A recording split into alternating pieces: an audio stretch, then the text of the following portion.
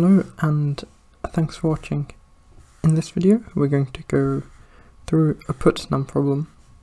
Before I'm going to start going through the solution, please go ahead and give the problem a try before looking at what I did.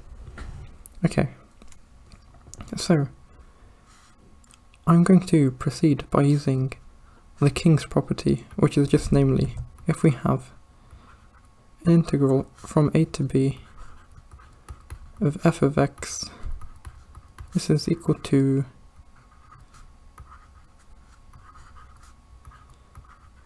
f of a plus b minus x dx with the same limits.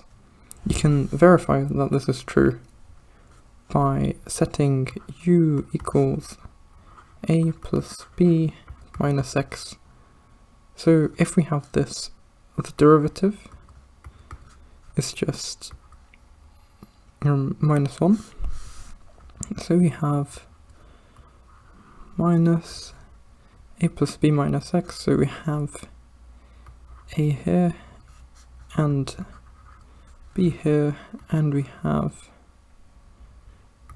f of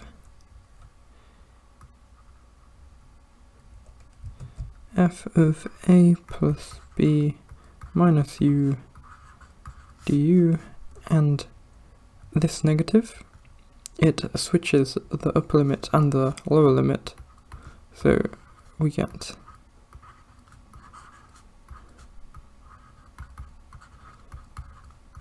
but then the variable we use doesn't really matter, so this is just the same as this really.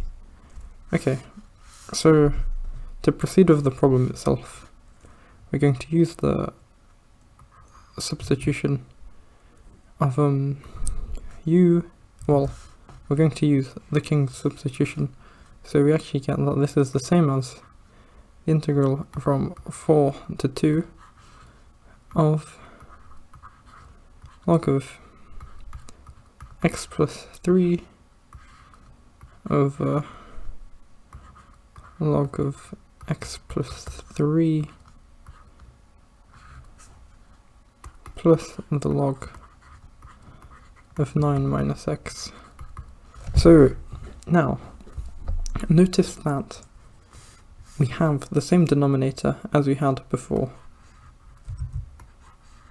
So okay, if these two are equal, then maybe we can add them together. Say this was like an integral I, so we have 2i equal to the integral from 2 to 4 of log of x plus 3 plus log of 9 minus x over log of x plus 3 plus the log of 9 minus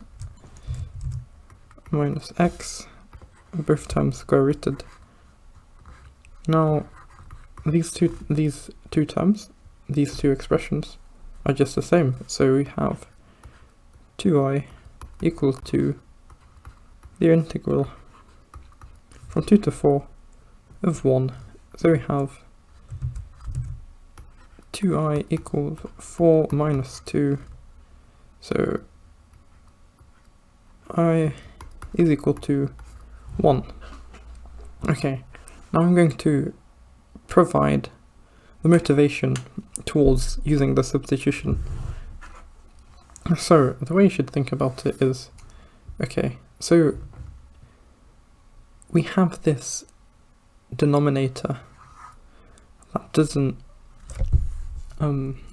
which has a term in the numerator, so we're thinking, okay, what if we substitute something such that we can change this and get our other value?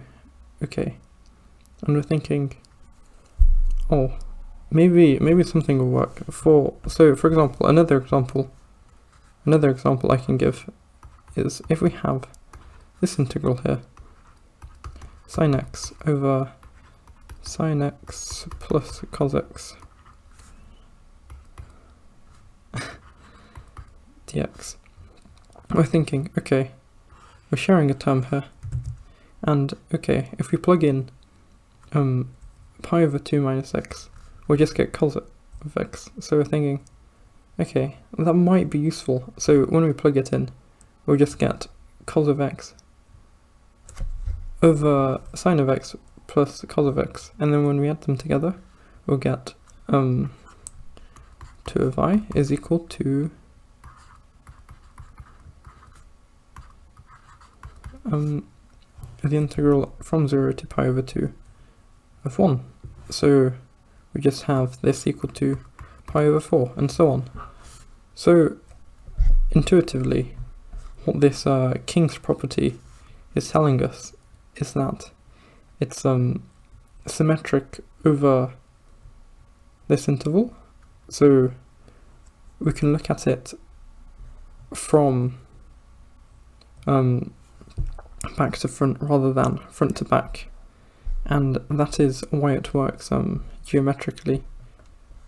Okay, that's the end of the video. Thank you for watching. Bye.